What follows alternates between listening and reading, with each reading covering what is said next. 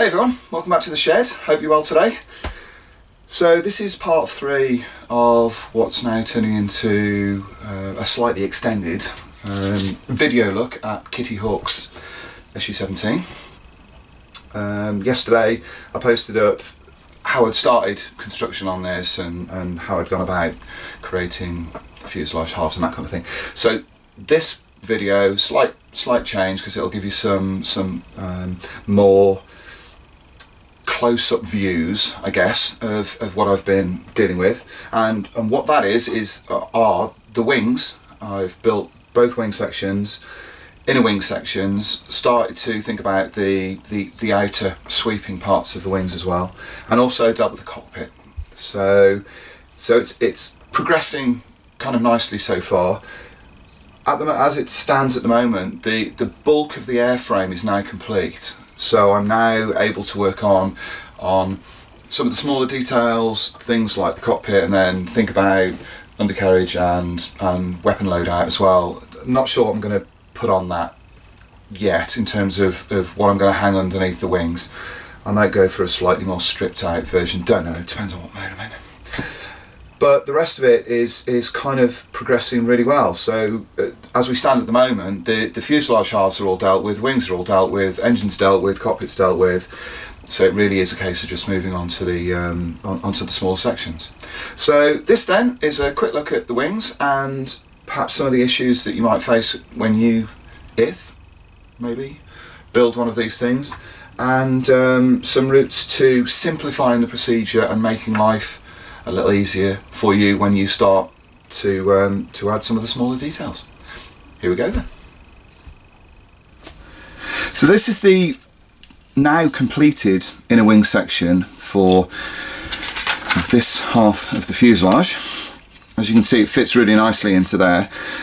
I've glued together all of the wing and also added the wing fences into here, these two things here. On a real Su-17, the wing fences kind of wrap around the leading edge, and also in the case of this one here, they flow over the top of the wing and then connect to the underlying pylon, and it creates this kind of almost complete shape.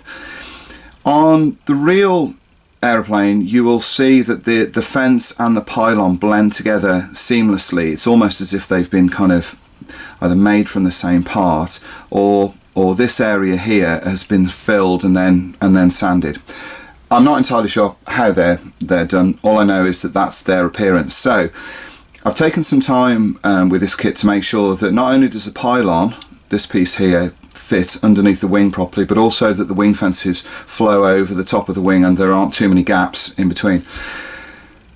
What I've done with the pylon before I fitted it into place was there's an area that fits underneath here that's curved. On the kit, it's kind of a ragged edge on the upper edge of the pylon.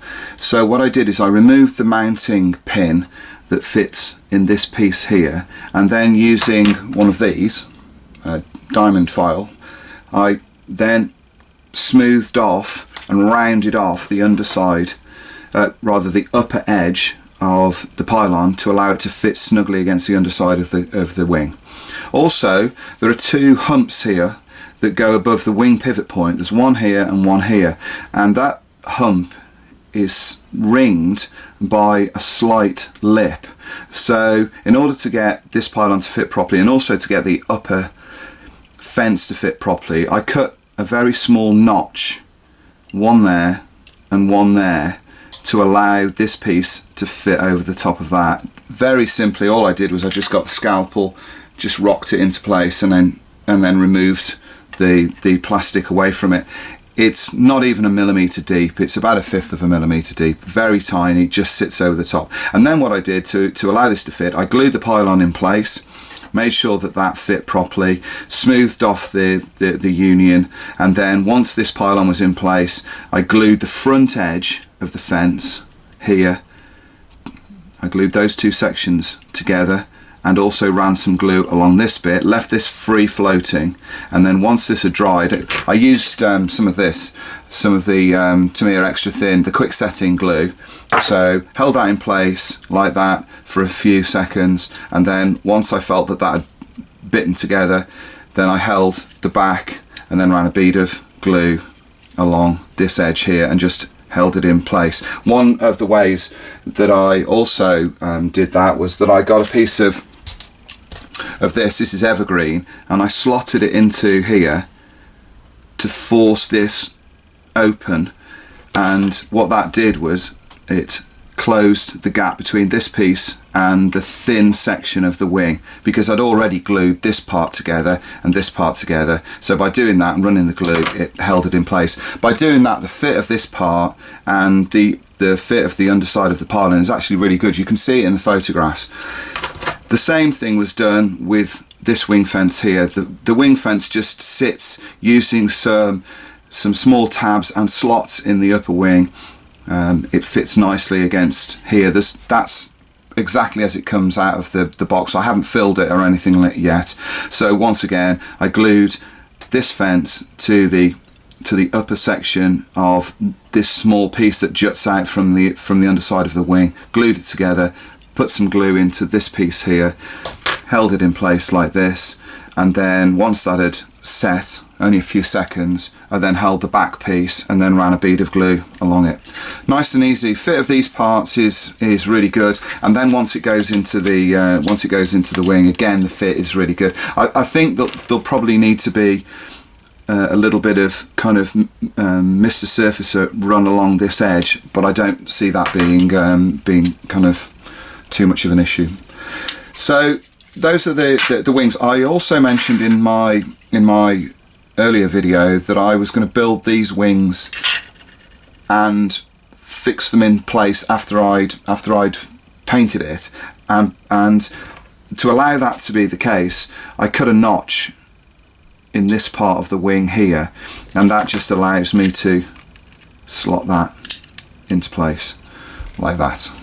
Now, I also mentioned as well that on Su-17s you could pretty much have the slats drooped, and also the flaps and the ailerons drop down.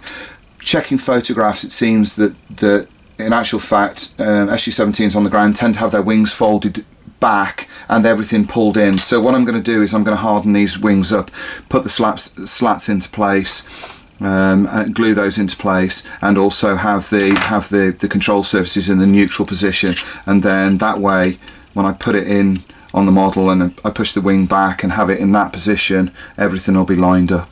So although it adds to the look of the model and gives the model a slightly more candid appearance having everything drooped down, I couldn't really find a lot of photographs that showed that to be the case, so I'm simply going to leave it alone.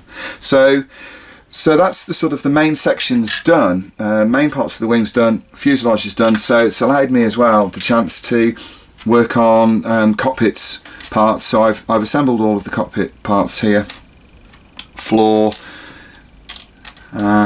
and the side walls, rear walls as well.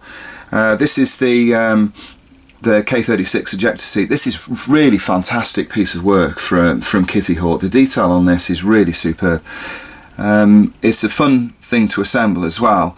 You get choices in the kit of seat cushions. This is a single part seat cushion here, whereas you get the option of having separate ribbed cushions too, but I kind of like the way that this looks. The only thing I've got to face up to now is the need to put the seat straps in from the photo etched fret that's supplied with the kit. I'm not entirely convinced by that, so we'll just have to see how that looks once the model is coming close to being finished. So there we are. That's how far I've got so far. Again, so far so good. Still not seeing a massive amount that's causing me any particular grief. Today I'll finish off these outer sections of the wings and hopefully let those set and clean them up. I'm concerned at the moment about the fit of the slats to the leading edge, and I'm wondering what sort of look that will produce. If there is any need to adjust that or fill any gaps, I'll deal with that along the way. And then later on today, I'm going to deal with the filling, as I mentioned, of some gaps. There are some gaps running along this joint here, so I'll fill those. I've got some Gunsanyo putty, and I'll run some Mr. Surfacer along this bit. The rest of it looks fine. It'll need no more than a rub over with Scotch-Brite. So that's how it's looking at the moment.